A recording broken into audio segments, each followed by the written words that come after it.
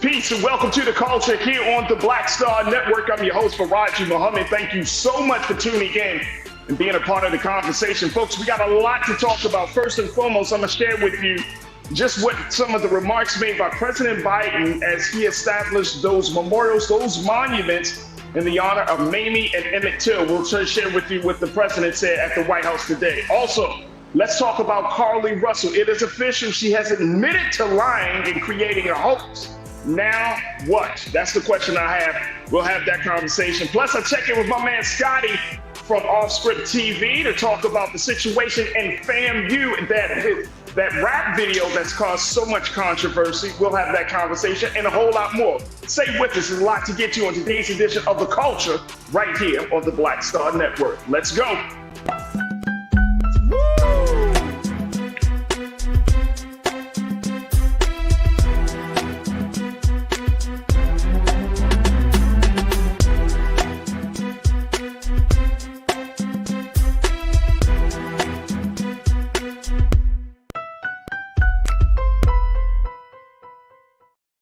All right, folks, welcome to The Culture here on the Black Star Network. I'm your host, Faraji Muhammad. Thank you so much for tuning in and being a part of the conversation. First, let's jump right into it, folks.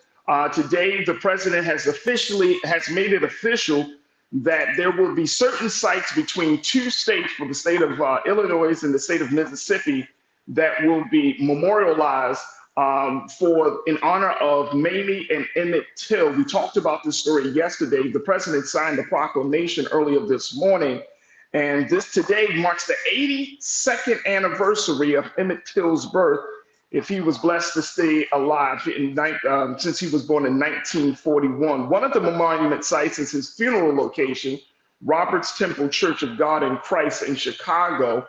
Then there have been other selected sites in Mississippi, the Grabo Landing, which was close to where Emmett Till's body is believed to have been recovered, and the Tallahatchie County 2nd District Courthouse, where the two white men who later confessed to killing Emmett Till were acquitted by an all-white jury. According to the reports, all of those sites and others will be considered federal property, folks, receiving about $180,000 a year in funding from the National Park Service. Any future vandalism, of course, will be investigated by federal law enforcement, according to Patrick Weems, who serves as the executive director of the Emmett Till Interpretive Center in Sumner, Mississippi. So let's go to, I want to share with you just some quick remarks from the president. Vice President Kamala Harris was also on hand to give some remarks. But let me take you to the White House right now. Check this out.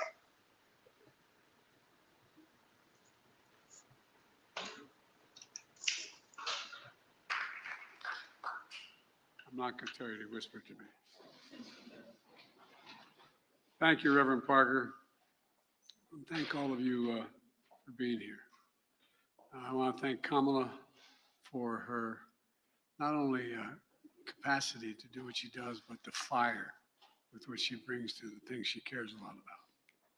To all the members of Congress, including Representative Benny Thompson, Senator Tammy Duckworth, Representative Danny Davis, and Senator Dick Durbin, who wish a speedy recovery from COVID. He's just recovered from COVID right now. And who have long fought to honor the Till family.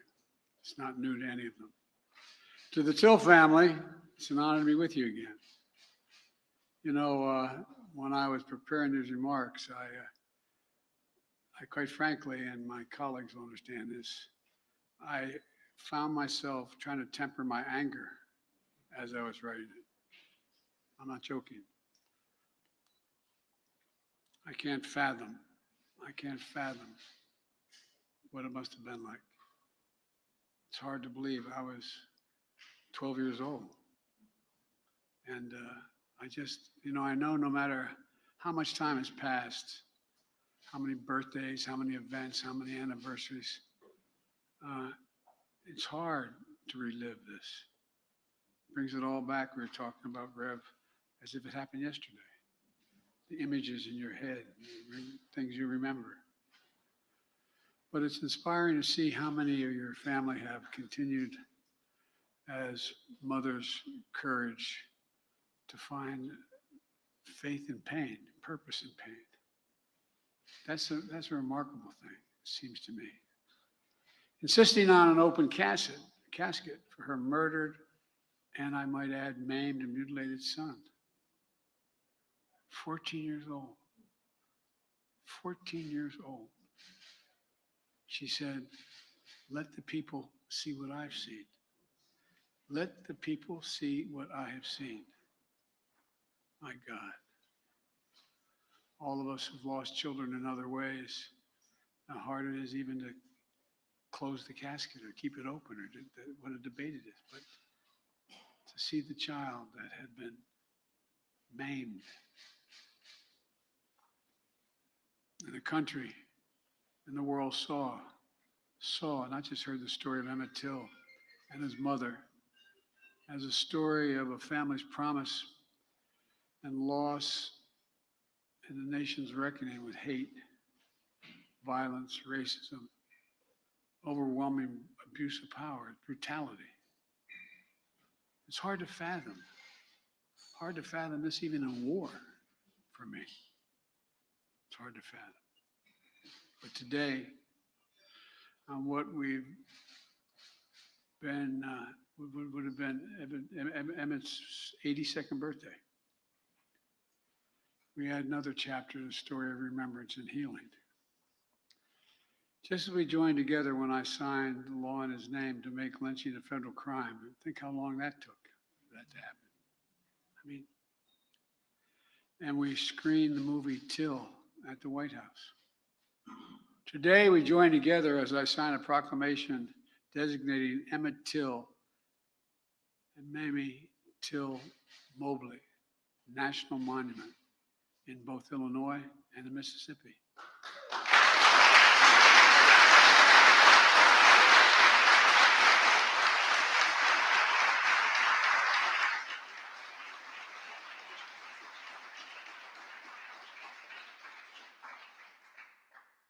When we ended lynching as a matter of law, we talked about wanting to do this, but the support from the community has been so overwhelming. I thank the members of Congress for their support, but more than that, their leadership. At a time when there are those who seek to ban books, bury history, we're making it clear, crystal clear.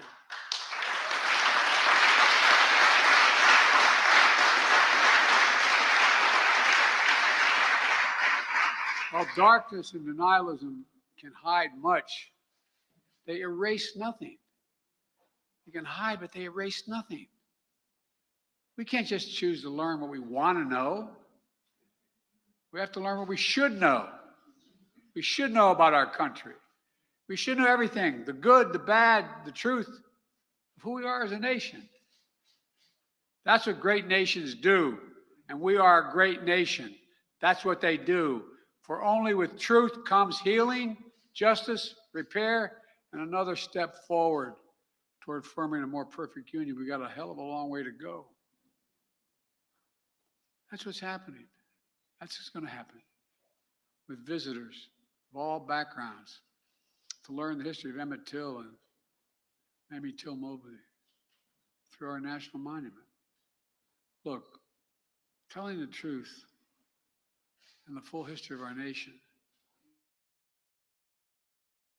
supporting our children, our grandchildren, our great-grandchildren, to our nation as a whole. I've said it before. It was a lesson I learned coming out of not like real leaders in the civil rights movement, but I came out of the civil rights movement as a kid, as a public defender. And I used to, think that if you pass something that was good, you can make hate go away.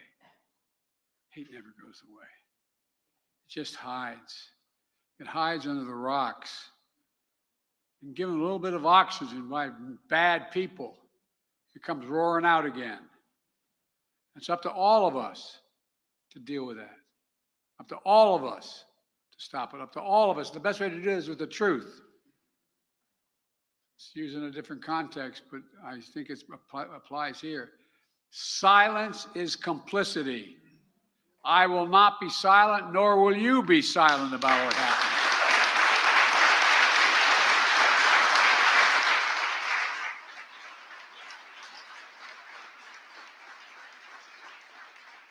There's really critical work ahead to continue the fight for racial justice and equality for all Americans. And my administration is committed to leading the path forward. And I know the members of Congress here are even more committed than that. I'm going to close with this. The reason the world saw what Mrs. Till Mobley saw was because another hero in this story, the black press. Oh, I'm serious. Jet Magazine, the Chicago Defender, and other newspapers and radio announcers who told the story were unflinching in the bravery with which they told that story, making sure America saw what they saw. Ida B. Wells once said, quote, "The way to right wrongs is to turn the light of truth upon them. The way to right wrongs is to shine the light of truth on them."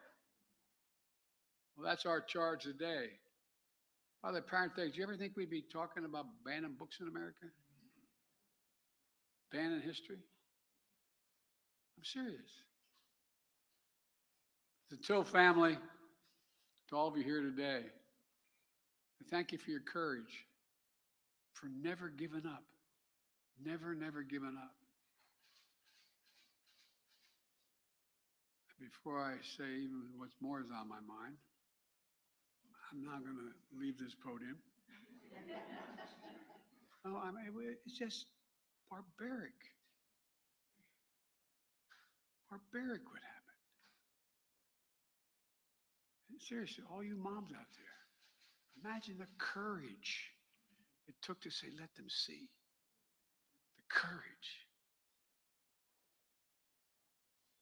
It's now my honor to sign this proclamation in memory of Emmett Till and Miss Mamie Till Mobley. And I thank you all for being here. And I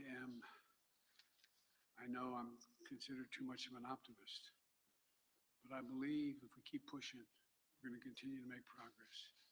We're going to continue to make progress. It's already being made. The idea that when that 14-year-old was buried, that in this Indian treaty room, there were this many people of color holding powerful office, changing the direction of the country, would have been beyond our comprehension.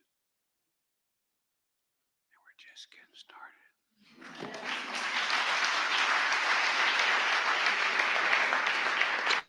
That is, of course, President Biden just sharing some brief remarks about his signing of the proclamation to create national monuments, national memorial sites in the story and for the family, in honor and respect of the family of Emmett Till, mother Mamie Till Mobley.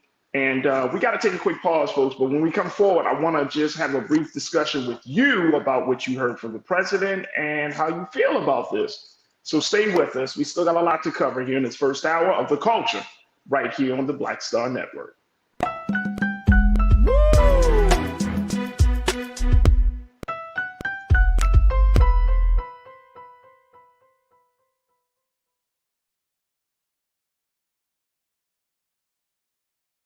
When you talk about blackness and what happens in black culture, we're about covering these things that matter to us, speaking to our issues and concerns. This is a genuine people-powered movement. There's a lot of stuff that we're not getting. You get it, and you spread the word. We wish to plead our own cause. Too long have others spoken for us. We cannot tell our own story if we can't pay for it. This is about covering us. Invest in black-owned media. Your dollars matter. We don't have to keep asking them to cover our stuff. So please support us in what we do, folks. We want to hit 2,000 people, $50 this month, raise $100,000. We're behind 100,000, so we want to hit that. Y'all money makes this possible. Check some money orders. Go to P.O. Box 57196, Washington, D.C. 20037-0196. The Cash App is $RM Unfiltered. PayPal is R Martin Unfiltered. Venmo is RM Unfiltered. Zelle is roland@rolandsmartin.com.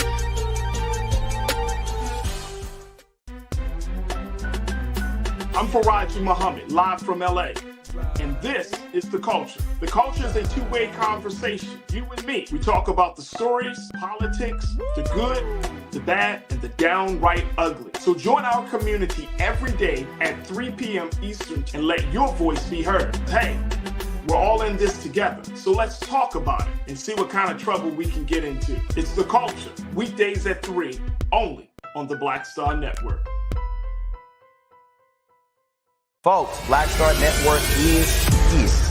Oh, no punches! I'm real revolutionary right now. Support this man, Black Media. He makes sure that our stories are told. Thank you for being the voice of Black America, Roland. Stay black. I love y'all. All momentum we have now, we have to keep this going. The video looks phenomenal. See, there's a difference between Black Star Network and Black-owned media and something like CNN. You can't be Black-owned media and be scared. It's time to be smart. Bring your eyeballs home.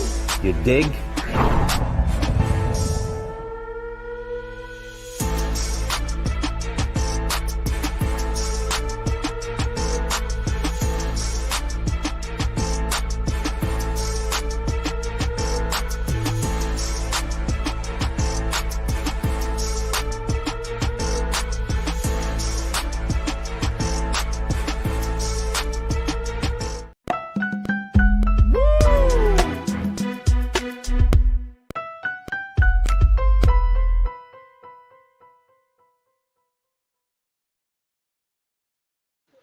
All right, folks, welcome back to The Culture here on the Black Star Network. I'm your host, Faraji Muhammad. We just played for you just some of the brief remarks coming from the White House from President Biden as he has made it known he has signed a major proclamation where he has memorialized certain sites of the story of Emmett Till today.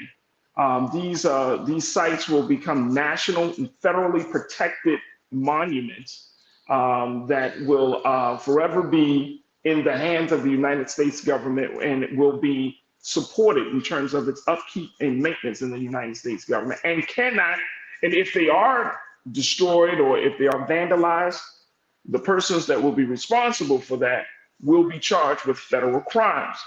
And so today it was a historic day to concretize and memorialize the story of our little brother Emmett Till, who was killed back in 1955 after he was brutally murdered and mutilated. And it was the decision of his mother, Mamie Till Mobley, to show the racist brutality to the world that was a tipping point for the civil rights movement. Emmett Till would have been 82 years old today had he lived through that ordeal. But President Biden thought it was in the best interest of the country that he do this proclamation today. Folks, I want to get your take on this. What do you think of what the president has done? And more importantly, what do you make of the speech that he has made? We're going to go to, there we go. We're going to go to you as my culture crew, because I would love to hear what you got to say. All right, crew, let's go here, because so many of you have been checking in, and I'd love to hear what y'all have to say. If this is your first time tuning in, and I know we got a new subscriber, Tony Callahan. Welcome to the Bring the Funk fan club, Tony. Welcome to The Culture here on the Black Star Network, and welcome to you being a part of today's culture crew. And let me hear what y'all got to say on this, crew. Share your thoughts, post your questions. Y'all know how we go in the show. It's all about making sure that we all are a part of this conversation. Deidre, I'm gonna kick it off with you. Good to hear from you. You said, right, they can't erase history from this country, Mr. President. Right, you can't. You cannot erase history. I'm totally in agreement with you, Deidre. Can't erase history. I think that what the president pointed out, I love the quote that he had put out there. In a time when there are those who seek to ban books, bury history, we're making it clear, crystal clear. While darkness and denialism can hide much, they erase nothing. Darkness and denialism can hide much, they erase nothing. Absolutely. So big shout to the president to at least acknowledging that. And of course, this is a jab because of with the situation down in Florida. But Deidre, I think you're right there on point with that comment. Thank you for checking in. You don't like my music. You say, bro, we should judge politicians by what they do, not what they say. Absolutely, absolutely. The president has done something big today, right? Of course, he memorialized this part of our history. He federally protected this part of the story of our history.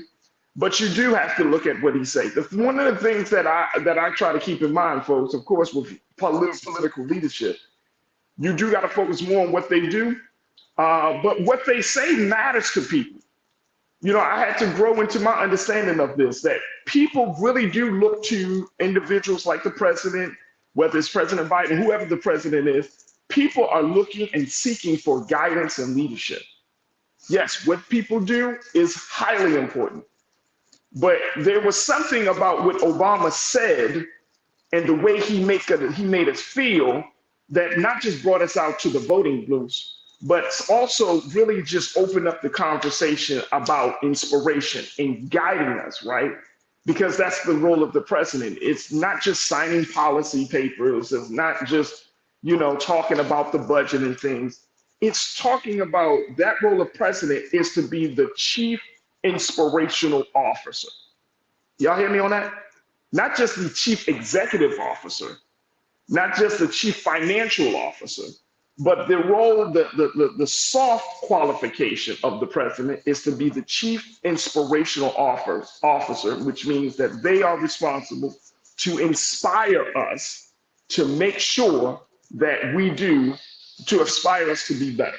So just keep that in mind. But I truly, truly hear you. You don't like my music, and I appreciate you for posting that. Moet 131, you said the proclamation is cool, but those involved should have been charged, especially the lady as soon as she admitted she lied. Right. Well, you're talking about Carolyn Bryant. You're absolutely right. She should have been, she died. She never was charged, even though the lies came. And as a result of that, you know, we didn't see that part of justice being served because of whatever. There were so many different issues, everything from evidence to justice to all of those things. So it's all of those things. Absolutely, it is all of those things. Look, I got to take another quick pause. When we come forward, more of your comments. And also, let's talk about the other part of the history, which is the Carlee Russell story. Let's talk about that as well. So stay with us. We got some more to discuss in this first hour of The Culture here on the Black Star Network.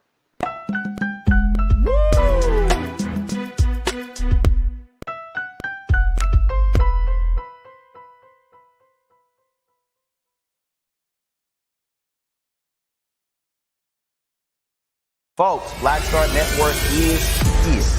Hold no punches. I'm real revolutionary right now. Support this man, Black Media. He makes sure that our stories are told. Thank you for being the voice of Black America, Roland. Stay black. I love y'all. All momentum we have now, we have to keep this going. The video looks phenomenal. See, this difference between Black Star Network and black-owned media and something like CNN. You can't be black-owned media and be scared. It's time to be smart. Bring your eyeballs home.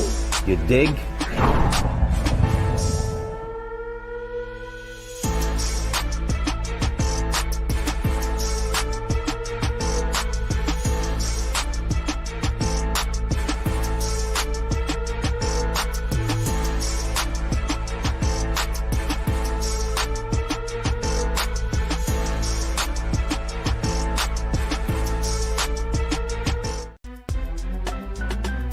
I'm Faraji Muhammad, live from LA. And this is The Culture. The Culture is a two-way conversation. You and me. We talk about the stories, politics, the good, the bad, and the downright ugly. So join our community every day at 3 p.m. Eastern and let your voice be heard. Hey, we're all in this together. So let's talk about it and see what kind of trouble we can get into. It's The Culture, weekdays at 3, only on the Black Star Network. When you talk about blackness and what happens in black culture, we're about covering these things that matter to us, speaking to our issues and concerns. This is a genuine people-powered movement. A lot of stuff that we're not getting. You get it, and you spread the word. We wish to plead our own cause too long have others spoken for us. We cannot tell our own story if we can't pay for it. This is about covering us. Invest in black-owned media. Your dollars matter. We don't have to keep asking them to cover our stuff. So please support us in what we do, folks. We want to hit 2,000 people, $50 this month, raise $100,000. We're behind 100,000, so we want to hit that. Y'all money makes this possible. Checks and money orders go to P.O. Box 57196, Washington, D.C. 20037-0196. The Cash App is $RM Unfiltered. PayPal is R Martin Unfiltered. Venmo is RM Unfiltered. Zelle is roland@rolandsmartin.com.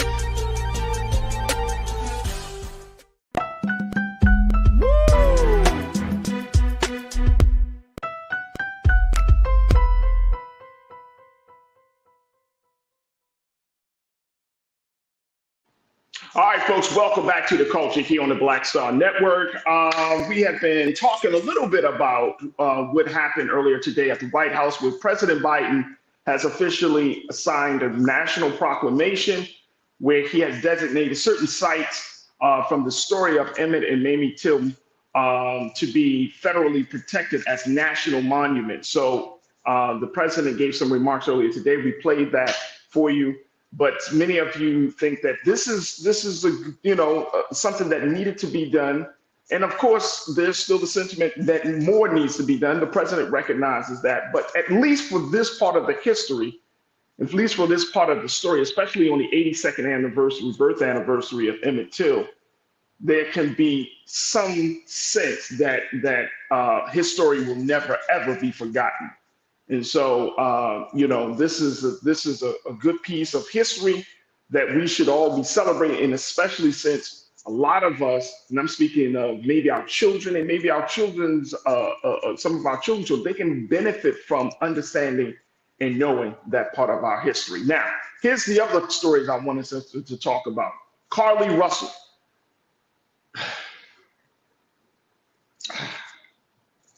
It's hard, folks. Let me keep it honest with you. It's hard because she has officially admitted to lying and creating this whole story up. Per her lawyers, let me share with you what her lawyers had said about the situation. Just a very brief statement coming from her lawyers, stating that, quote, "My client apologizes for her actions to the community, to the volunteers who are searching for her, to the Hoover Police Department and other agencies as well." So we all know the story that she went missing just a few days ago, of maybe about July the 13th. So it's about a couple of weeks ago. And then 49 hours later, she ended up being, quote unquote, found, or as she walked to her home, her parents' house, where she was rediscovered.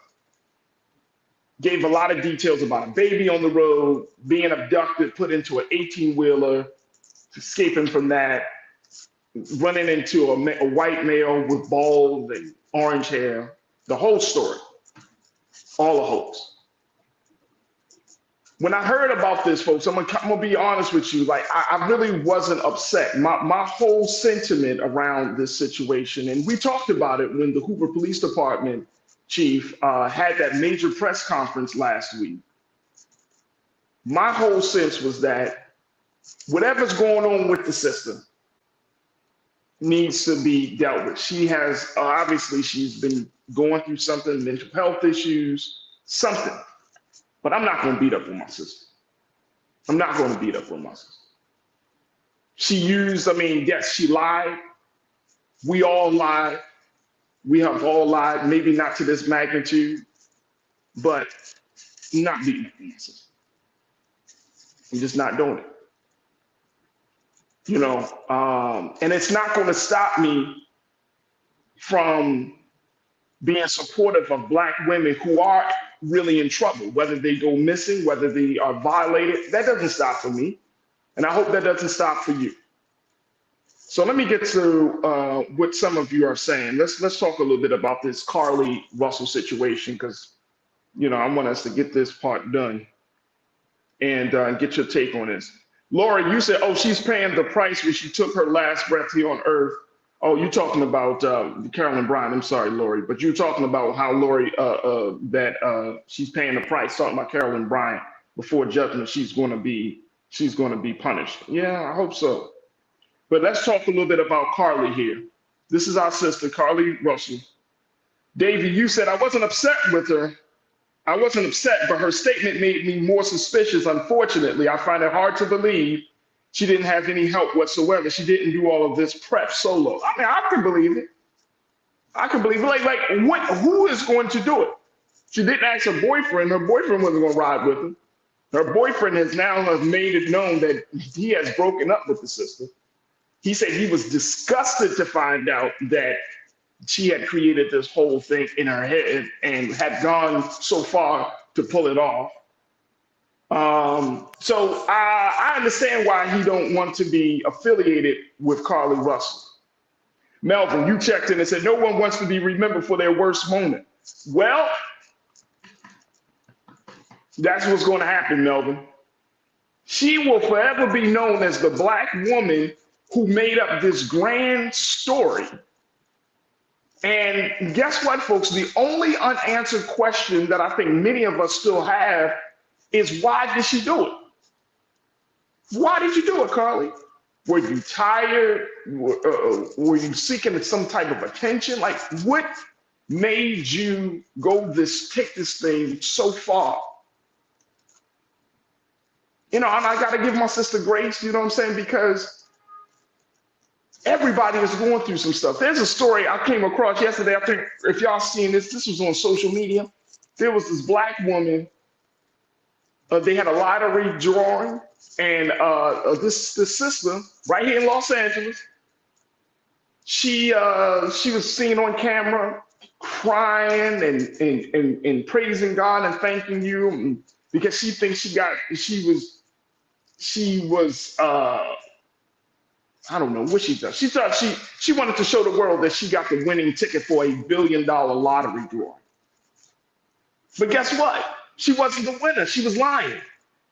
And the store owner at the time didn't know. I mean, this happened a few days ago. So the store owner didn't know, but the granddaughter of the store owner called this sister out and said, she's lying. No winner has claimed this prize. And she figured that this Black woman just went through all of this drama, all of this fake excitement to be on TV. What the hell is going on? There's something that's really, as they say, something is in the water. And lies are becoming so rampant at this point, folks, that it's so hard to believe who's telling the truth and who isn't. Y'all heard about this story? Cindy D, my sister, thank you for checking in. You said, I hope Carlee Russell gets the help that she needs. Facts. Absolutely. Absolutely. Me too. I mean, as much as I had a concern for her, I mean, I still am concerned for her. So that hasn't changed, but it really wasn't no skin off of my back. You know what I mean? Like it, and it's just unfortunate. I don't want to see the sister drag through social media. And I think we need to be very careful about how we do this, right? Like, okay, some of us may be upset because some of us may say, I prayed for the sister and I did all of these things for the sister. That's all well and good. And I understand you feeling some sense of betrayal, but trust and believe, we do not want to get into a place where we open the door where somebody can take our pain, exploit it because they see a moment like this and then they exploit it. And then when the next situation comes up with a Black woman, a very real situation comes up with a Black woman, then the winds will change where we don't believe the next Black woman. So we got to be careful. We got to be careful. You know what I'm saying? Obviously, the sister is going through something. So we just got to take it as that. I think that's the best way to see the situation. All right. Who I see? Shirley Hamilton. Thank you for checking in, Shirley. You said social media attention. That's all it is, Shirley. That's all it is. Social media attention. This thing, this platform, and I'm not talking about this one in particular, but I'm just saying like the social media is, whew. There have been a number of studies around this situation about the impact of social media on people's view of themselves and the world. And it is driving people to the brink of losing touch with reality. So I'm right there with you there, Shirley. Thank you for checking in. Marcus Fit for Life, you checked in and said she's going to get charged. Oh yeah, they are discussing what the charges will be. The Hoover Police Department, the district attorney, even her lawyers are all part of that conversation, of course, as that has been reported, to figure out what should the charges be. She already got fired from her job, obviously, because she stole from her job. And what I read, that some of her coworkers were part of the search team. They volunteered their time. So they're really upset with it. But she got fired from her job. She just lost her relationship. I mean, she lied. And I think like I said, we all probably are trying to figure out, why did she do it? She may tell us, she may not tell us. But one thing is for sure, that the social media and this amount of attention can send her into even further downward spiral. So that's why I'm taking the side of giving my sister some grace here. You know what I'm saying? She did a stupid thing.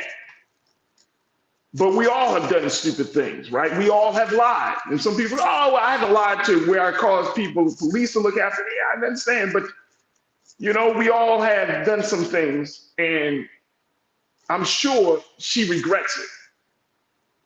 After looking at the embarrassment she put her family through, the fact that she lost her job, the fact that she lost her boyfriend, her name is going to forever be gone down in history as being the Black woman who lied about this crazy hoax. People are sending out jokes and memes of her on social media. I mean, so we don't want to send the sister into a very real, or take her further down into a mental health space, a mental decline, because, you know what I'm saying? Like, we want to just blaze her for doing something stupid. Imagine if that happened to us.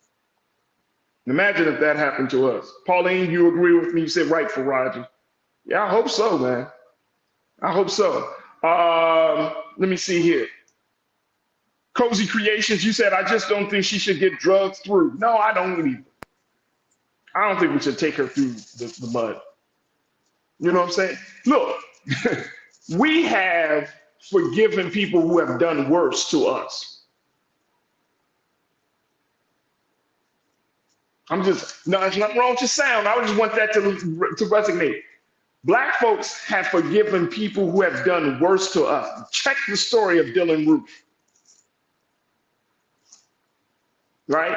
We've forgiven people that's done worse for us. I'm not going to turn my back on the sister, especially after she lied. She might actually start to experience an even more mental health decline. I'm not turning my back on the sister.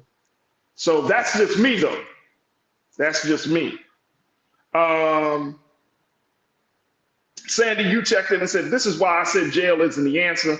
This was a victimless crime. Restitution is needed for the official's time, but she has to deal with the consequences nonetheless. Absolutely. Absolutely. I love that point, Sandy. You're making it. Absolutely. It's a victimless crime. She did it by herself. There was no baby. There was no other people involved. You know what I'm saying? It was a victimless crime. She wronged herself, and she will forever, folks, y'all know it and I know it. When you wrong yourself, you will forever have to suffer the consequences of that. And guess what? There's no pain that's stronger than the pain of you wronging yourself. Like, somebody else can make you go through something, but this and this, I'm talking about the heart. When you got to wake up to who you are every day, you go to sleep to who you are every day. That's a hard pill to swallow, that you have to admit to yourself, like, man, I am this person. This is not a characterization. This is not a misinterpretation. This is reality. I'm really a liar. I've lied to a whole group of people. I've lied to a whole country. And you're going to have to deal with that consequence. But that's within yourself. That's within yourself. Robert Shields, you said forgiving someone has nothing to do with the consequences she brought against herself. No. Okay, I feel you, Robert. But the thing is, can we move on as the people that's a part of her, that she's a part of, the community she's a part of, the group of people she's a part of? Can the culture move on? Because I really don't find it funny.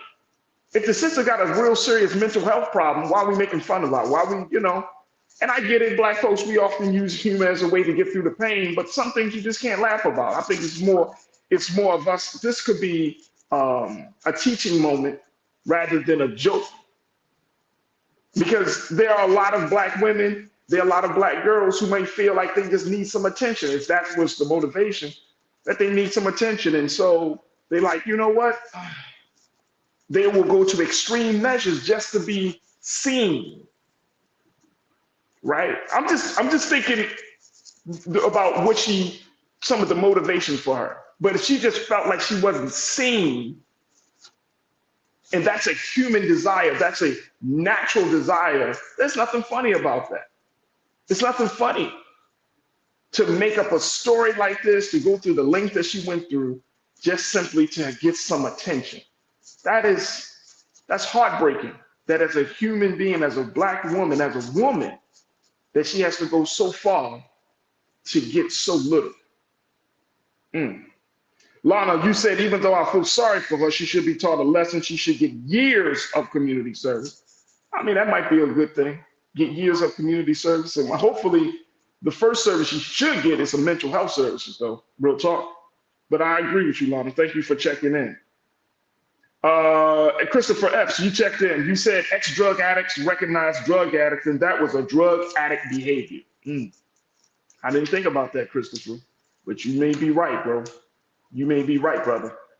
That is definitely a person who is suffering and is fighting an addiction.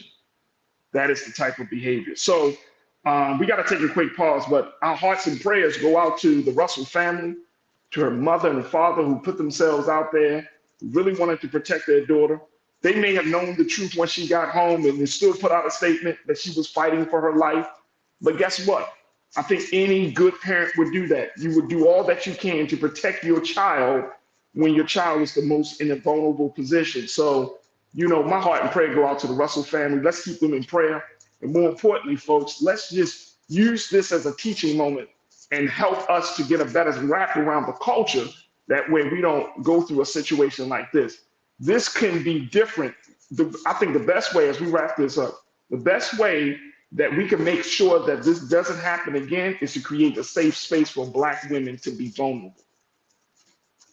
Once Black women can be vulnerable, once Black women can feel seen, once Black women can feel like they can communicate what's going on in their mind, their spirit, and their heart, then this will be an excellent step forward. And that will help us to put this situation in the right perspective. We have to make it safe for Black women in all levels, on all levels of society. All right, folks, we got to take a quick pause. When we come forward, let's check in with my guy, Scotty from Off Script TV, to talk to us about FAMU. And also, let me see if I can get Scotty's thoughts on what happened to LeBron James' son, who suffered a cardiac arrest during the practice here at USC here in Los Angeles. We'll talk a little bit about that. Stay with us. The culture continues on the other side here on the Black Star Network.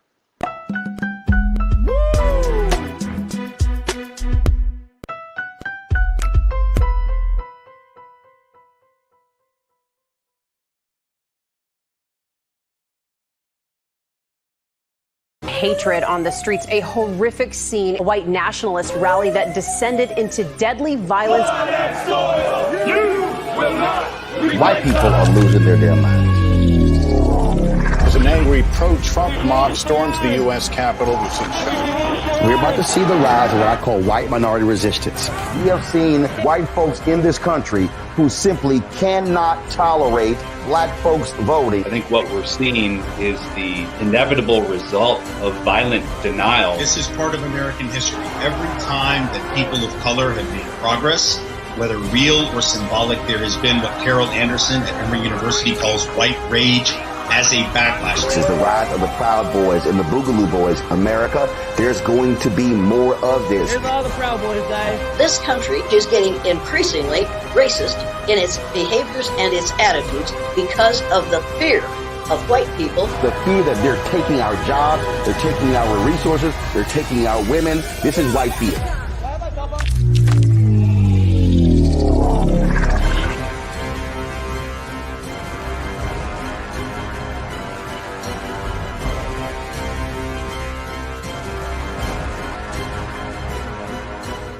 Black Star Network is here. Oh, no punch! I'm real revolutionary right now. Thank you for being the voice of Black America. All momentum we have now, we have to keep this going. The video looks phenomenal. See, there's a difference between Black Star Network and black-owned media and something like CNN. You can't be black-owned media and be scared. It's time to be smart. Bring your eyeballs home. You dig?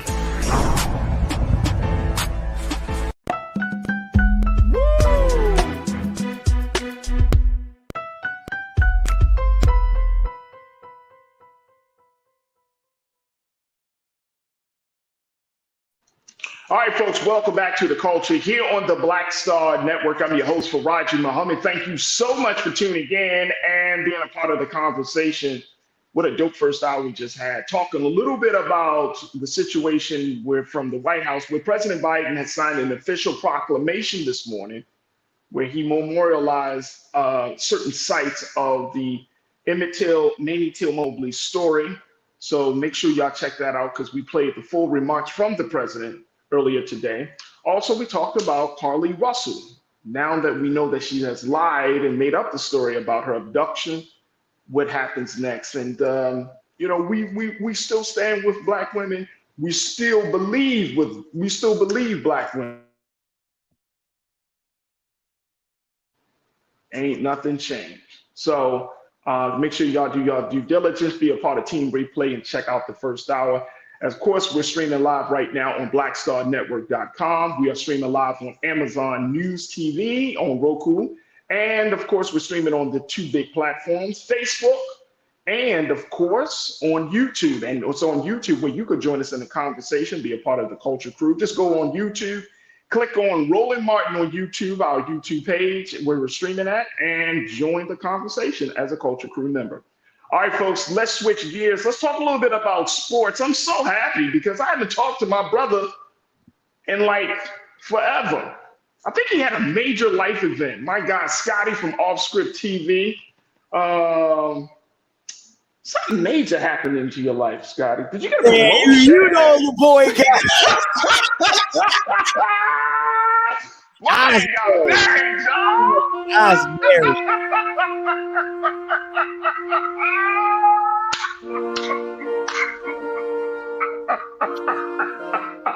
Setup is real.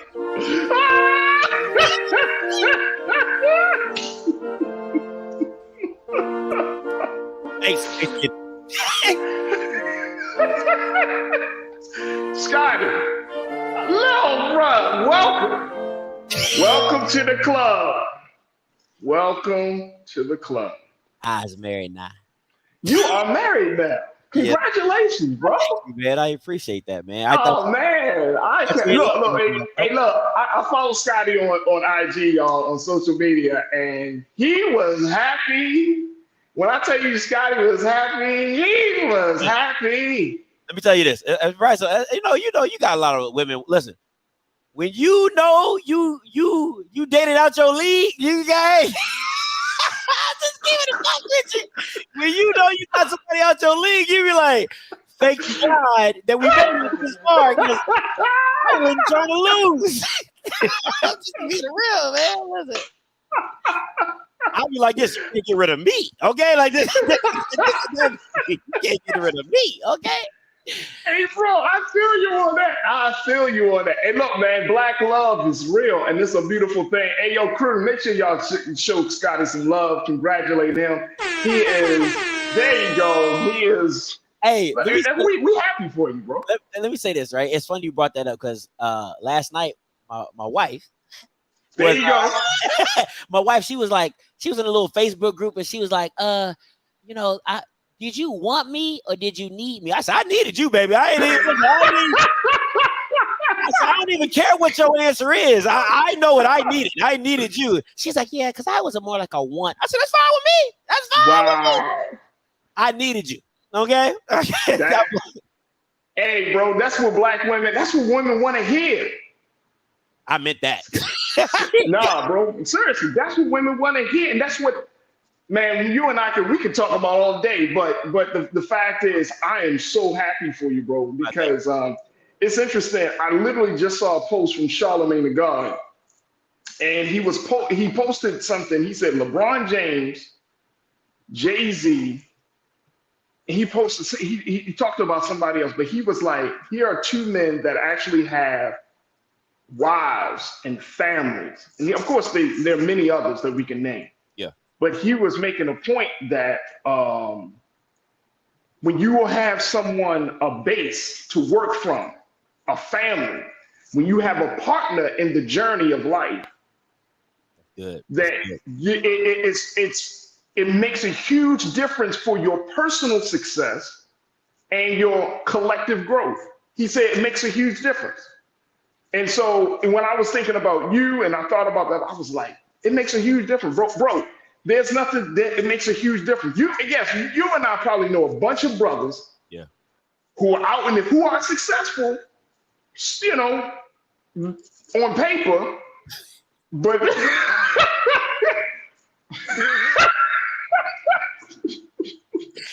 I didn't expect to go. You know what I'm saying? They successful on paper, Scotty. You know what I'm saying? Like, you know, they got the little cars, they got some money, blah blah blah. But I'm talking about the emotional intelligence. I'm talking about the groundedness and the rootedness of things. There's no comparison, bro. You preaching? Listen. I'm just saying. Like, man, look. Whether you're in a marriage or whether you're in a long-term committed relationship, having a partner in this thing, right, and redirecting all of the sexual energy and redirecting the wandering and all of that stuff into some productive force, bro. That's the difference between mediocre and success. Trust and believe. That might. I charge any man to say that that's not the difference. Because trust me, you find a good woman, a decent woman, and she rides you with your raggedy ass. That's the difference. Rolling knows it. I know it. Everybody knows. Yeah, that's you preaching. You need to do a segment on that. That's good. That's good stuff. But yeah, you preaching on that one. I ain't even gonna hold you on that one. You preaching. Come on, man. So I'm just excited. I mean, look, you already a solid dude anyway. You know, I try. You know what I'm saying? You're already a solid dude anyway. You got love for God. You can tell you serve the country well. You already a solid dude. But now you got a woman that's like that's your bruh, please. We're gonna be seeing you on everything. Off-script TV about to go to the next level. I love that prophecy, boy. You prophesying. I'm just saying. Well, you're my brother, so I only want the best for you, man. Real talk. I only want the best. And I want to say congratulations to you, for your new endeavors as well, because I saw that on your Instagram as well. So bro. It's all love, man. That's what we did. I thought you didn't rock with your boy no more. I was like, damn, I can't even get on the coach. No. It's never that. You always look any platform that I'm on. Now we just doing a bro fest at this point. We doing a bromance. We need to see this black excellence. Look, you know what I'm saying? Because look, I want to look. I love black men who are doing great and positive things. Even the brothers in the crew. I know the brothers in the crew are doing dope things. We might not always agree, but that doesn't take away from the simple fact that as black men, we got so much to offer, man. So much to offer, man. So I love seeing brothers succeed and do well and have families, man, because that's the cornerstone. And even if you're not married, you say, even if you're not married, just be solid. Don't be out here just. I ain't gonna lie to you. Listen. I used to be out here. That's what I'm saying. We all did it. We all did it. I'm about to say I ain't judging nobody. Listen. Nah, look, man. I've been there. Okay, Okay, Rolling Stone, baby.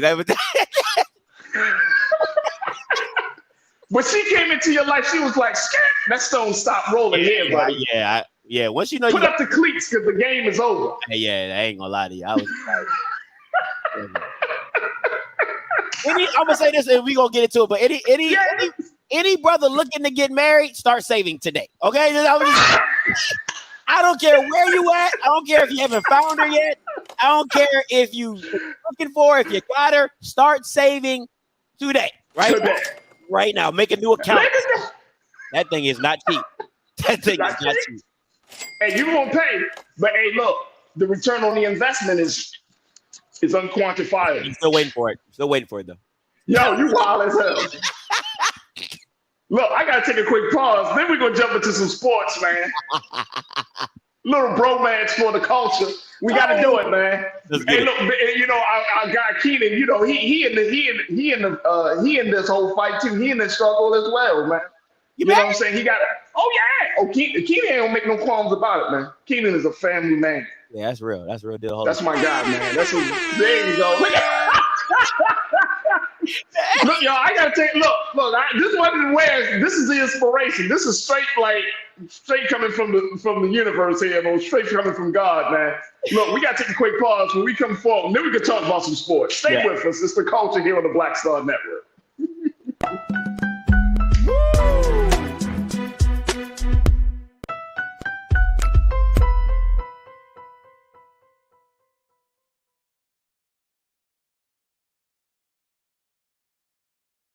Hi, I'm Dr. Jackie Hood Martin, and I have a question for you. Ever feel as if your life is teetering and the weight and pressure of the world is consistently on your shoulders? Well, let me tell you, living a balanced life isn't easy. Join me each Tuesday on Black Star Network for A Balanced Life with Dr. Jackie. We'll laugh together, cry together, pull ourselves together, and cheer each other on. So join me for new shows each Tuesday on Black Star Network, A Balanced Life with Dr. Jackie.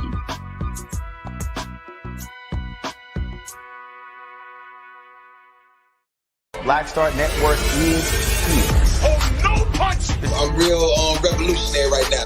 Thank you for being the voice of Black America. All momentum we have now, we have to keep this going. The video looks phenomenal. See, there's a difference between Black Star Network and black-owned media and something like CNN. You can't be black-owned media and be scared. It's time to be smart. Bring your eyeballs home. You dig?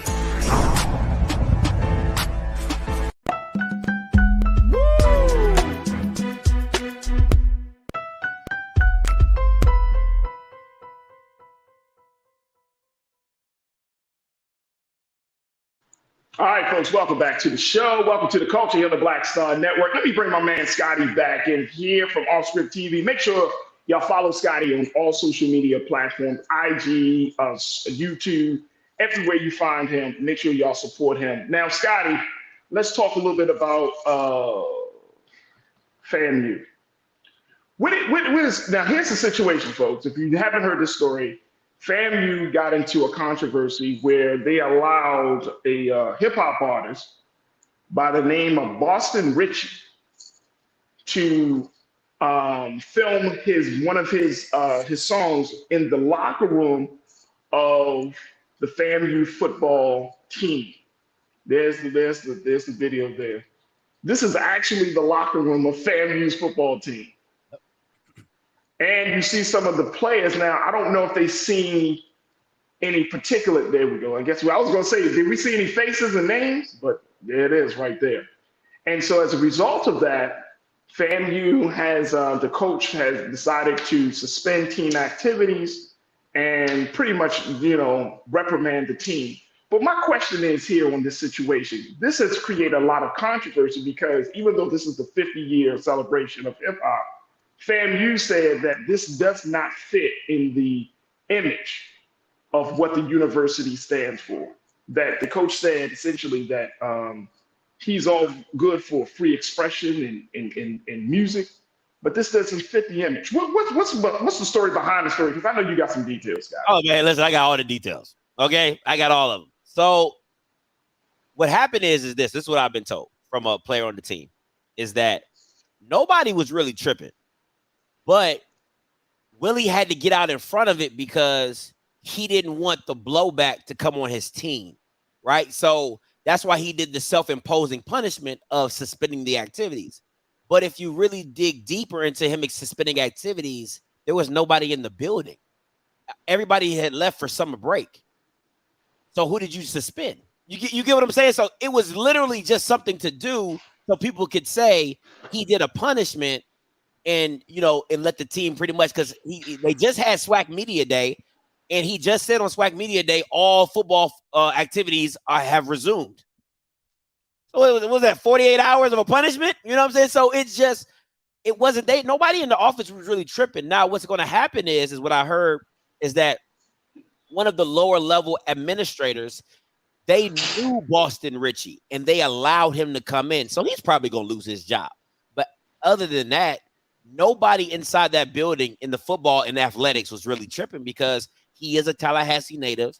He's been a part of that program for the last 3 to 4 years. You know what I'm saying? And that's the culture there. Like, I don't know. Willie had to put that statement out, but if you really know FAMU, Boston Richie is the culture of FAMU because he's a Tallahassee kid. He bleeds FAMU. So was this an indictment against hip hop? Do you feel like this was like, I don't know, somebody just having a problem with hip hop music, or is it like? This is my issue, right? And keep me on it. Can you? I like seeing your face. When this is my issue, Raji, is that the song is trash. Like that's my issue. It's not that he did the video. The song is trash. You know what I'm saying? So is it an indictment on hip hop? Yeah, because like I'm like, bro, where have we come from? You know what I'm saying? Like, it breaks my heart. This song is absolute trash, man. So it's, but all the young kids is like, oh, it's lit. I'm like, there's like no bars in that Joker. Like, no bars. It's like a couple bars.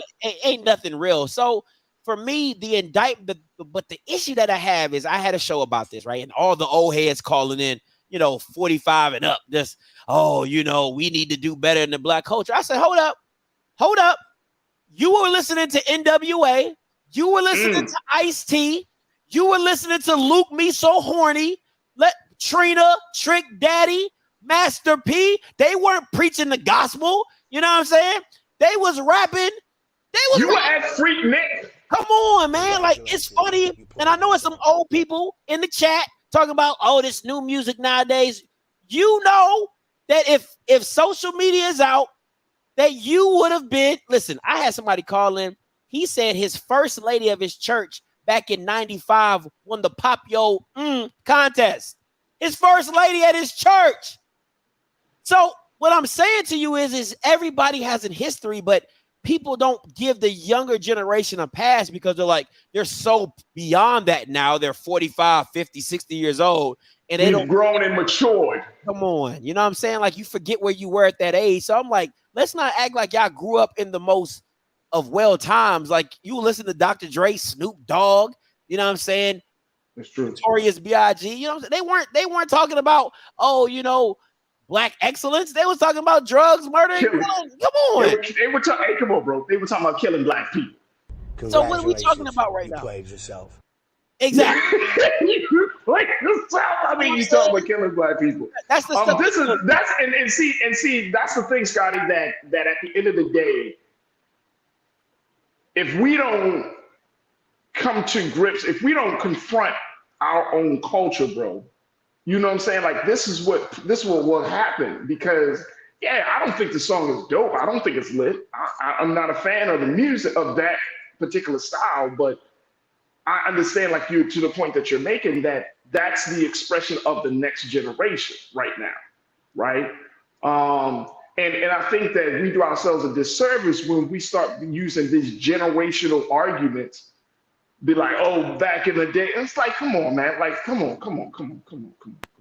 If your child is 20 years old, 21, 22 years old right now, back in the early 2000s, let's go back in the late 90s. What was the popular music at that time? Come on, let's not talk about 2000 when 50 Cent came out with what? What was the popular culture? Look, bro, anything after 1995, because I used the Million Man March as a time milestone. It's like, once the Million Man March happened in 1995, it was like the culture and I mean, I'm talking about the music. The music was just definitely became much more destructive and misogynistic and the whole nine, right? 96, y'all remember, Lil' Kim dropped with the legs, with the legs open up, right? Glorilla just did another cover that mimics the same cover. You know what I'm saying? Where were we in this? Where were we in the culture? You know what I'm saying? And I'm sorry, I appreciate you making that point, bro. That we act as if this is outside of ourselves. The problem is, here's the thing. We didn't course correct ourselves then, so now we blame the children to expect them to course correct now. Yeah, that's good. That's the problem. That's good. You see what I'm saying? So if our and not my parents or your parents, but if this generation's parents, those who went to Freaknik and did all of that, something happened, bro, where there's a disconnect between that generation doing that and then telling their children, hey, don't go down this road because it's not going to be. Something happened. There's a disconnect because the 21, 22, 23, they ain't come out no vacuum, man. I see, and this is a parenting thing, but I see, and you see it probably too, Scotty, grown ass parents rocking the most ratchet music while their small children are around or in the car. And so you expect a child who doesn't have the brain capacity to be able to filter. That's good. Yet. You expect them to be like, oh, this is just music. It's only entertainment. That's what Jay-Z said. But you expect them to like filter that from the reality. Too much, man. We expect too much for the next generation and then get mad when they don't get it because we didn't get it. Yeah. I mean, for me, and we're getting into the parenting subject, just a little off topic, but I do my best to, I have a 8-year-old, a 6-year-old, and a 2-year-old.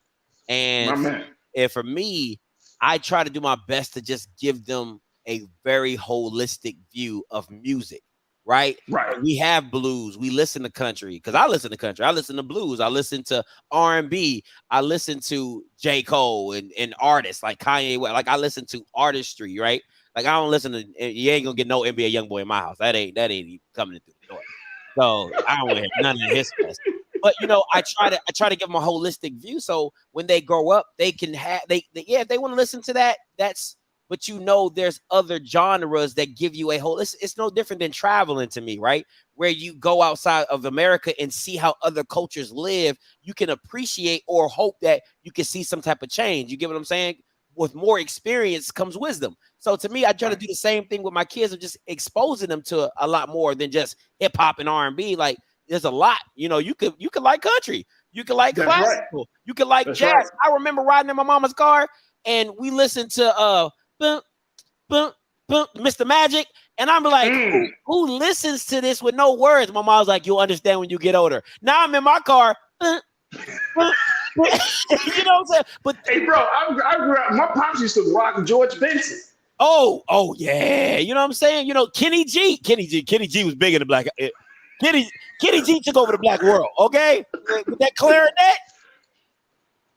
Kenny G and Michael Bolton. They was everywhere. So, but it's that us having the experience. If my mom never played it, I never knew. You get what I'm saying? So it's just being cultured like that. So, but it is part of FAMU's culture. That's why I know what Willie's saying, but he knows it's part of their culture because why? I got to recruit those young kids in my locker room. And what do they listen to?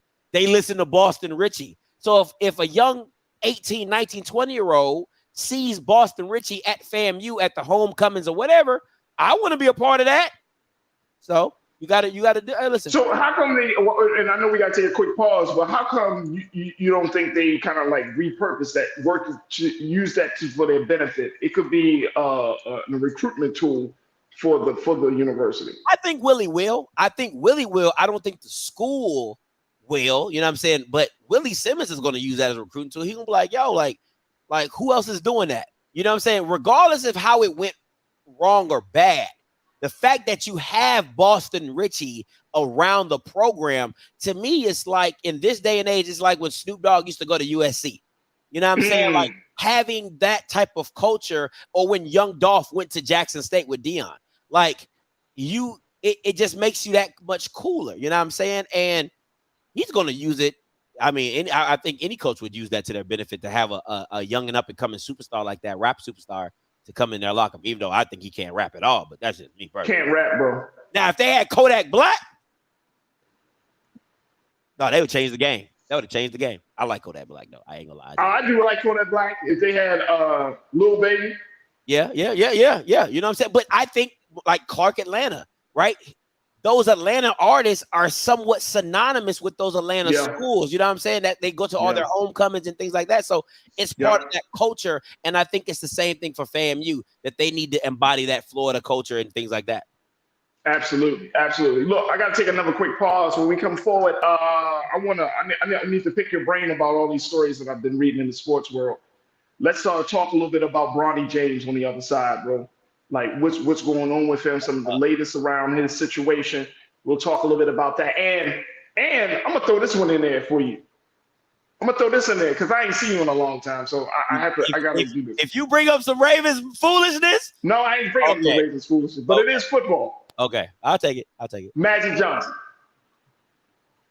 I like it. You like it? Okay, that's my man. So stay with us, folks. We got a lot to talk about on the other side, but with my man Scotty from Off Script TV and you. Stay with us. It's the culture here on the Black Star Network.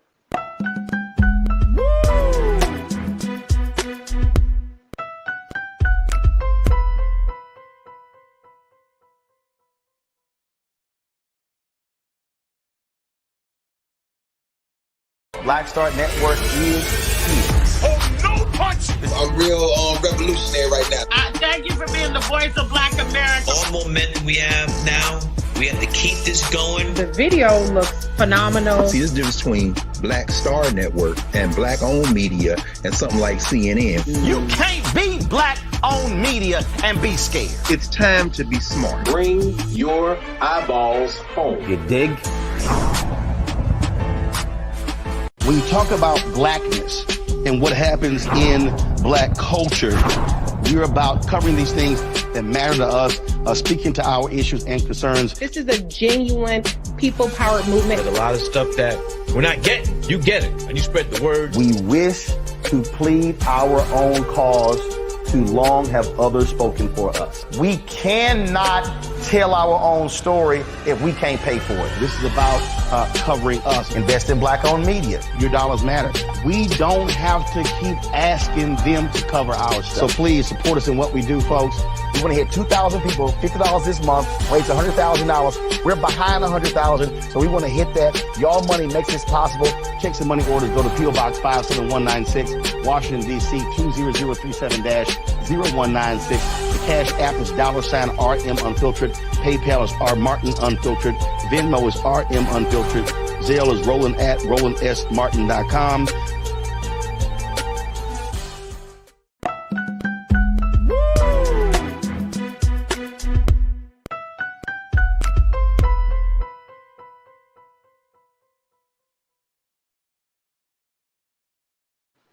All right, folks, welcome back to the culture here on the Black Star Network. Been checking in with my guy, Scotty from Off Script TV, who knows all things sports. Let me tell y'all, I said it before and I will keep saying it. This man knows everything about sports, especially when it comes to HBCUs, college sports of any kind.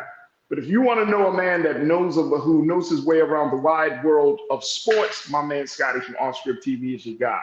Scotty, let's talk a little bit about what we just learned about the situation around LeBron James' son, Bronny James. He had a cardiac arrest during the practice here in Los Angeles at USC. This was a big scare for the NBA, future Hall of Famer, but this is also a big scare for the family, man. Like, his son is still young, and I can't, when I was reading the story, Scotty, it made me think about so many times we hear of these players who suffer from something like cardiac arrest when we know, like, the life you already told us about your life as an athlete. That is a serious regimen. And then you hear a story like this, you're like, damn, man, like, what happened? What is happening in a situation like this? How does a player or individual who's taking good care of their body, who's trying to eat the right way, exercise, of course, do all that they need to do, and they still suffer like this? First, what's the latest you've been hearing about Bronny? Well, I mean, from what I've heard, I have a friend that's really close, kind of like person like a degree away from the family, and he said that Bronny's in good condition and is stable. my thing is this. I want to let people know that this is what money doesn't buy you everything, right? Because LeBron has all the money in the world, and LeBron puts $1 million into his own body to make sure that he's able to go. He has the hyperbaric time chamber. He got all that type of stuff. So who has the same access to those amenities? His son, right? So if it's a recovery, if it's an issue, so your health, if it's your time to go, it's your time. And I'm not saying this is time. I'm just saying there's not enough money in the world that will stop something like this because of the simple fact. Think about it. He's at USC, one of the top programs in the country for basketball, for sports medicine, right? So probably is what saved them, having the cardiac arrest event. But they didn't see this coming. They didn't, there wasn't a doctor or a report that said his heart has a palpitation or whatever. So we do not know what caused the incident. So all I'm saying to people is this, is that one, money is not everything, because it didn't save him from this event, because he could have been gone. You know what I'm saying? No matter how much money LeBron had, he could have been gone. But now what's more important to you? Is becoming an NBA player more important, or is your health more important? So now you have to balance, can he come back to being what he was? Are you willing to put that risk to do it again? You know what I'm saying? To see, like, can this happen again? Will this happen again? So his career could be over before it even began. We do not know. So there's a lot of variables in this in this situation, but I pray for him to get a full recovery, that he can go back to the sport that he loves. But listen, man, like, you can have everything and lose. Man. You know what I'm saying? So that's just my. So have they determined what was the reason that he suffered a cardiac arrest? I haven't read it, nor has the guy I talked to. He hasn't got any information as well. So I don't really know on the full aspects of what caused that event. But think about it. Remember DeMar Hamlin, right? That's what. Right. How that changed his life, right? Now you're in a situation to where you don't know if there's like, hey, if the doctors come back and say, hey, we don't know why a 21, 22, healthy young man had a cardiac arrest event, that means it could happen again, right? So you're making life decisions. Like, what is more important? Is it becoming an NBA player, or is it just living a healthy life? And it's one of those decisions.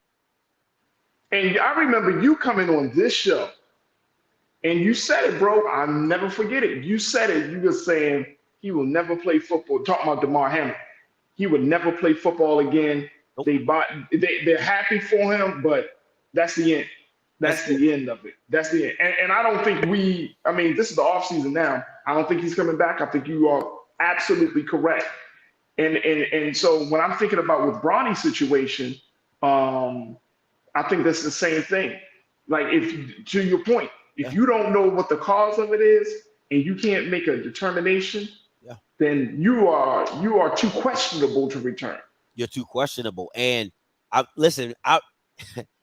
what people got to understand is USC does not want to go down as the program that lost Bronny James. You don't want to be the coach that lost Bronny James, because now they're gonna be like, were you running him too hard? Were you giving him enough breaks? Were you doing all the necessary? You get what I'm saying? Like, you got to go into this whole investigation, right? So if Bronny James comes back, he and his family are going to have to sign every possible waiver to get him to play on the court, because USC is going to say, hey, we're not going to be liable for Bronny James and whatever medical, I don't care what his name is. We're just not going to be liable for that, because the stain that will be on our institution, if you couldn't keep Bronny James healthy, what other player would want to come to USC?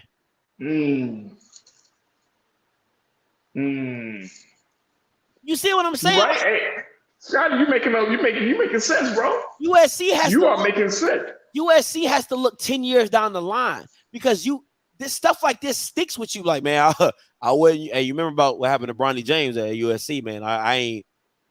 you can't live past that. You will never live past that moment, right? So if I'm USC, I'm making LeBron and his family jump through hoops to get back on this team if that's what they want to do. And I want to let the world know of what USC recommended if it's against what LeBron and his family want. You get what I'm saying? So we're making a public statement saying, hey, as USC, we didn't think that he should come back and play for us, but the James family says, hey, he did this, he did that, he did this, and he got a clean bill of health. We took him to 3 cardiologists. They all gave him a bill of health.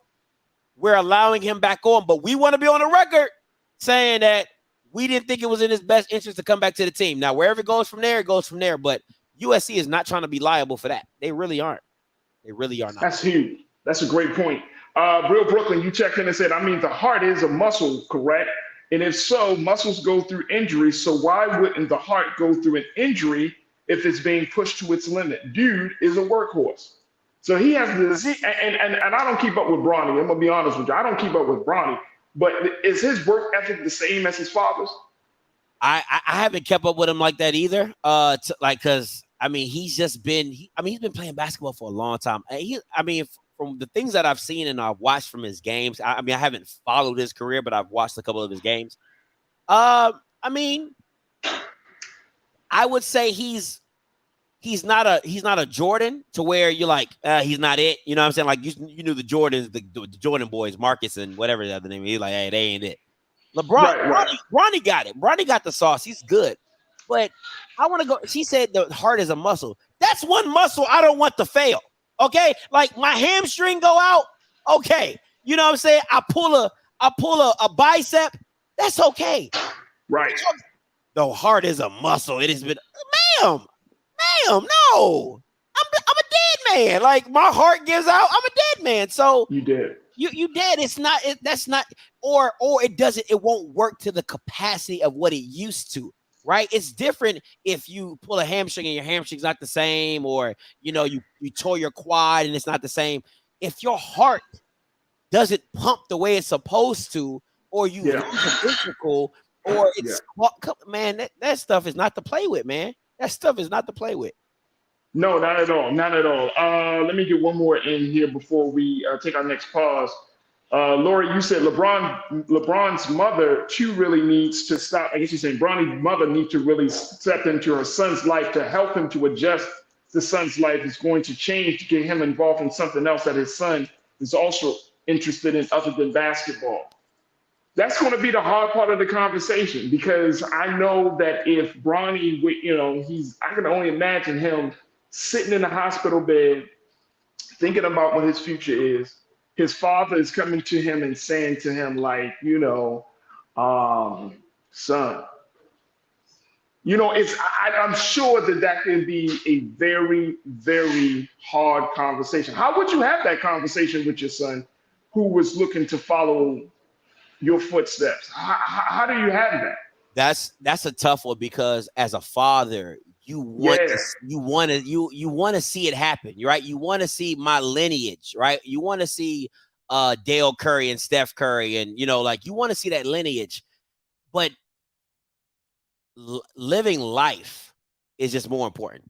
You know what I'm saying? Just living life, seeing you get married, seeing you have your own kids, seeing you have your own family will be way more important than any ball you put in the hoop. And I throw it back to you on this one, Faraji. If his name wasn't Bronny James, does USC even think about letting him back on the team? No.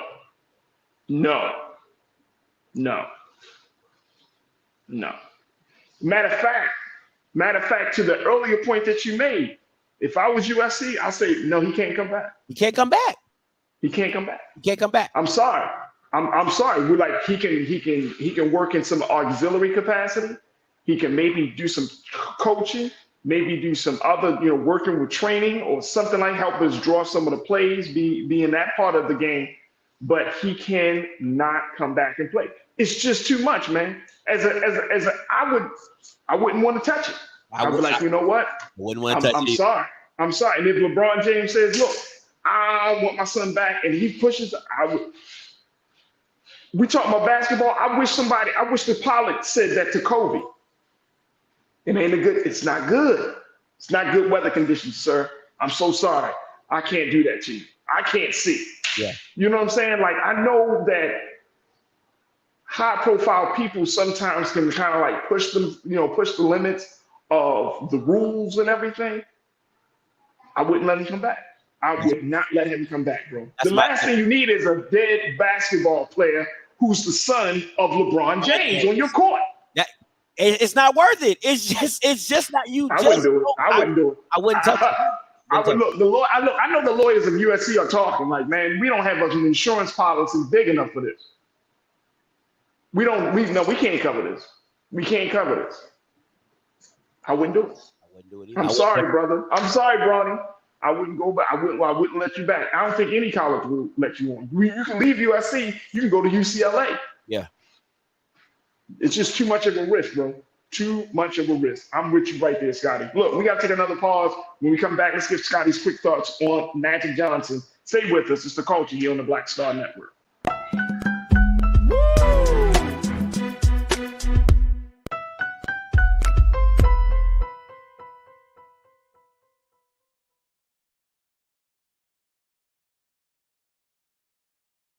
Hatred on the streets, a horrific scene, a white nationalist rally that descended into deadly violence. White people are losing their damn minds.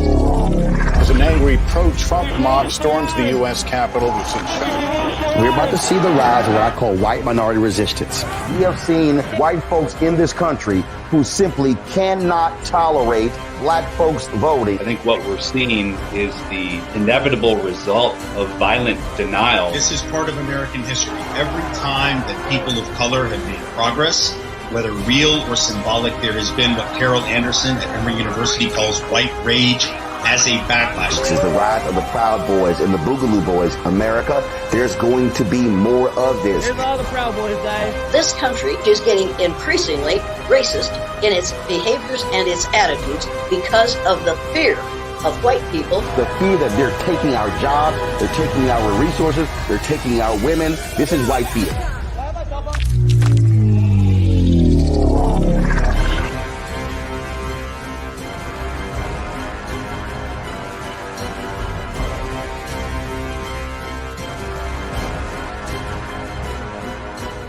Black Star Network is here. Oh, no punch! I'm real revolutionary right now. Thank you for being the voice of Black America. All momentum we have now, we have to keep this going. The video looks phenomenal. See, this difference between Black Star Network and black-owned media and something like CNN. You can't be black-owned media and be scared. It's time to be smart. bring your eyeballs home. You dig?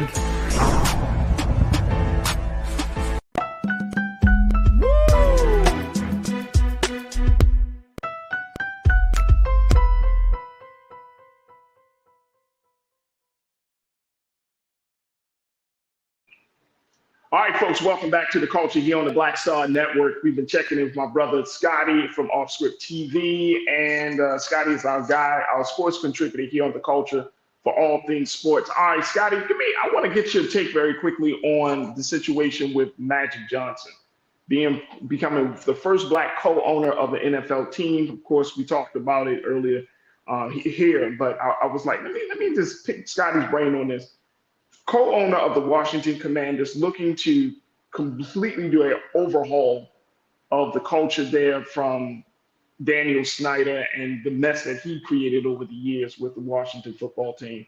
But Magic being in this historic place, will this make a difference, Scotty?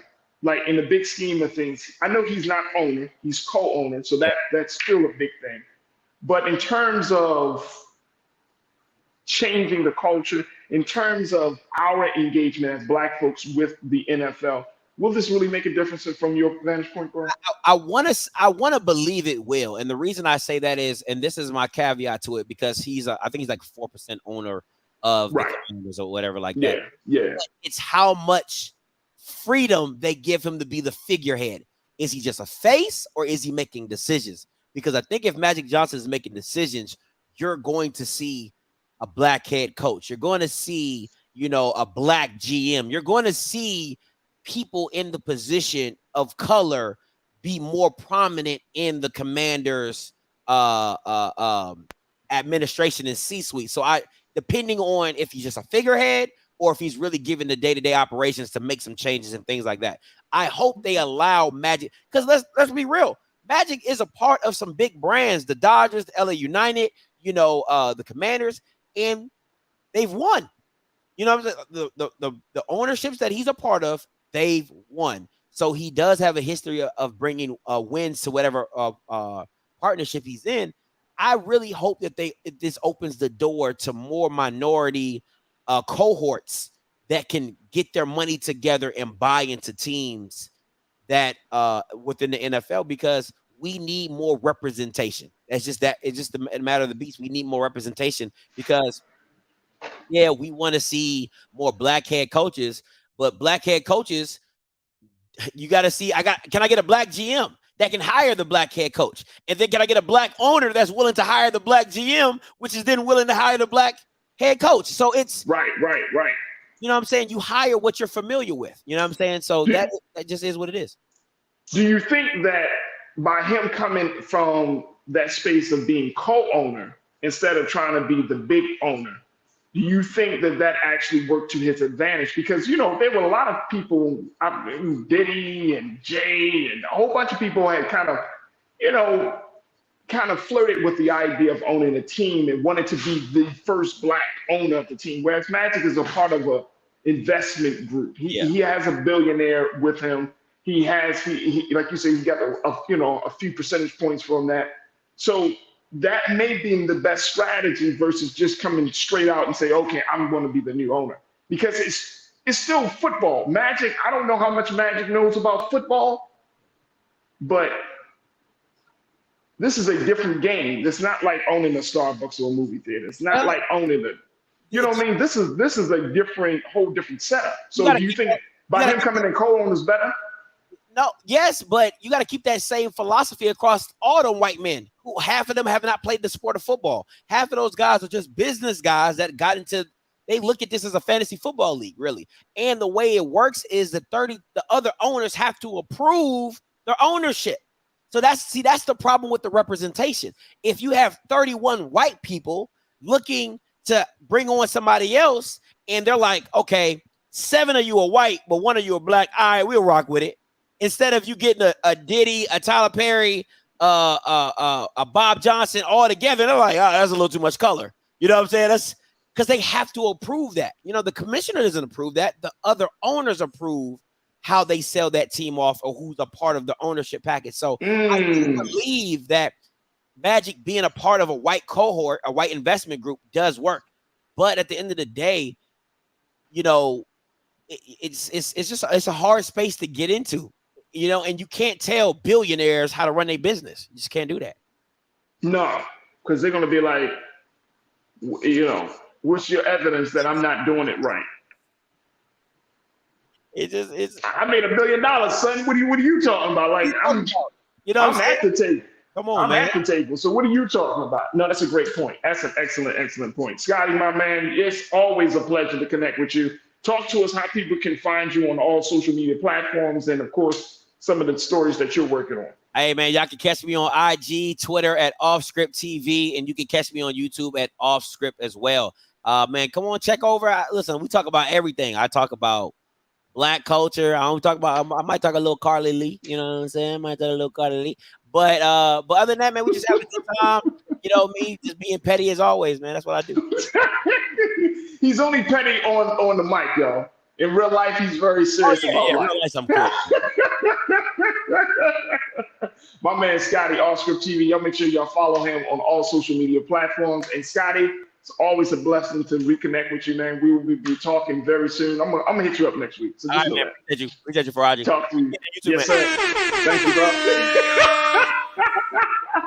Folks, we got to take another quick pause. Stay with us. It's The Culture here on the Black Star Network.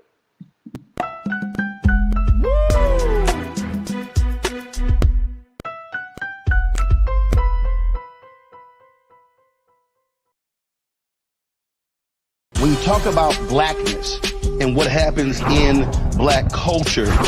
We're about covering these things that matter to us, speaking to our issues and concerns. This is a genuine people-powered movement. A lot of stuff that we're not getting, you get it, and you spread the word. We wish to plead our own cause. Too long have others spoken for us. We cannot tell our own story if we can't pay for it. This is about covering us. Invest in Black-owned media. Your dollars matter. We don't have to keep asking them to cover our stuff. So please support us in what we do, folks. We want to hit 2,000 people, $50 this month, raise $100,000. We're behind 100,000, so we want to hit that. Y'all money makes this possible. Checks and money orders go to P.O. Box 57196, Washington, D.C. 20037-0196. The Cash App is $RM Unfiltered. PayPal is R Martin Unfiltered. Venmo is RM Unfiltered. Zelle is roland@rolandsmartin.com. For decades, the tobacco industry has deliberately targeted Black communities and kids with marketing for menthol cigarettes. It's had a devastating impact on Black health. Tobacco use claims 45,000 Black lives every year. It's the #1 cause of preventable death. In the 1950s, less than 10% of Black smokers used menthol cigarettes. Today, it's 85%. Menthol cools and numbs the throat, making it easier for kids to start smoking. Menthol also increases addiction, making it harder for smokers to quit. Menthol cigarettes are a big reason why Black Americans have a harder time quitting smoking and die at higher rates from smoking-related diseases like cancer, heart disease, and stroke. It's time to stop Big Tobacco from profiting off Black lives. An FDA ban on menthol cigarettes will improve Black health, save lives, and protect future generations from addiction. Learn more at tobaccofreekids.org/ban menthol.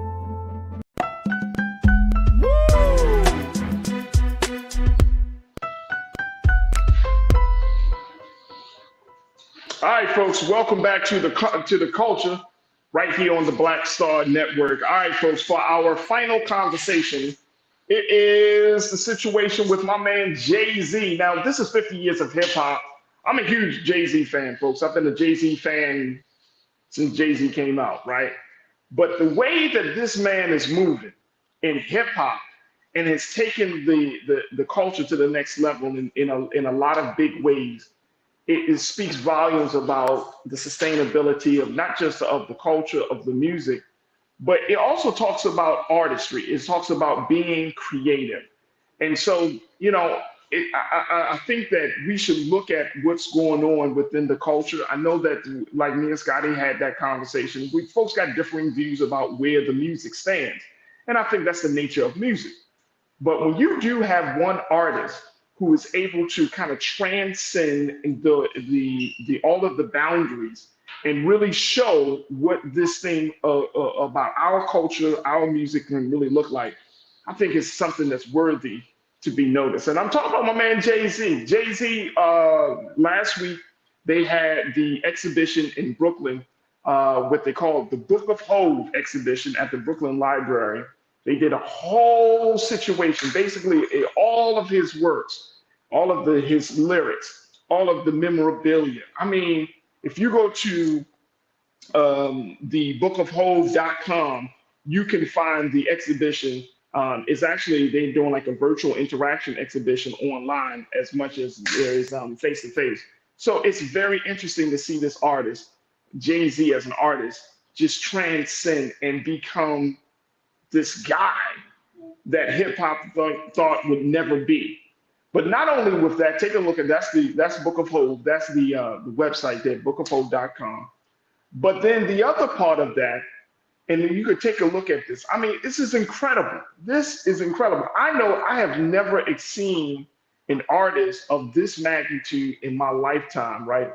No pun intended, that has garnered this level of prominence like Jay-Z has done in terms of all of his work, the impact that he's made, and so much more. Now, the other thing that is notable is that also, along with the exhibition, the fact that the Recording Industry Association of America, RIAA, they updated its certifications and they did so for a number of albums. Two of the albums that they updated the certifications for, the Black Album and the Blueprint 3, and it officially has made Jay-Z the first Black man to have at least 10 solo albums go multi-platinum. This happened a couple of weeks ago where his 2009 album, the Blueprint 3, reached double platinum status, and then his 2003 album, the Black Album, reached quadruple platinum status. Now, although he's the first Black man to achieve this accomplishment, he is not the first Black person overall. That honor would go to none other than Mariah Carey, who has more than 11 solo records that have gone at least double platinum in the country. So Black music is always leading the pack, folks. Black music is the trend. Black music sets the agenda for our culture. So I just wanted to take a quick moment to say big shout out to Jay-Z. Congratulations on all of the success that he's been blessed with, the beautiful family, but more importantly, man, the impact that he has made for the culture. And the culture will get better because he's growing up, he's maturing, he's focused on something bigger and better. And I know without shadow of doubt that his influence is going to trickle down to other artists. And it's a beautiful time for hip hop right now. It's a very, very beautiful time for hip hop. So big shout out to Hov for being a God MC. All right, folks, that's going to do it for us. I thank each and every one of you for joining me. I want to thank my man. Make sure y'all support him on all social media. Also, I want to thank my team, my man King Keenan. I want to thank Shannon. I want to thank Chris, who's producing for the show today, and my man Joel. And of course, I want to thank each and every one of you, our culture crew, whether you're a new culture crew member or OG legacy culture crew. Thank you for being a part of the conversation. Make sure you do your due diligence. Support us here at Black Star Network. Go to our website today at blackstarnetwork.com, blackstarnetwork.com. Download the app for free. Follow us on social media. And then, of course, if you can, make a donation so we can continue this momentum of providing Black news and information like never before. So go to our website at blackstarnetwork.com. Also, follow me on social media at The Real Faraji on Twitter, on Instagram, or Faraji Muhammad on Facebook and Twitter. And I love to connect with you. All right, folks, stay tuned. Up next is Roland Martin Unfiltered. As always, never be afraid to challenge what's wrong. Stand for what's right while being yourself in the process. God willing, we will talk tomorrow for another exciting edition of The Culture. We're going to check in with my sister Suzette Speaks. That's going to be here tomorrow on The Culture, here on the Black Star Network. Talk to you soon. Peace.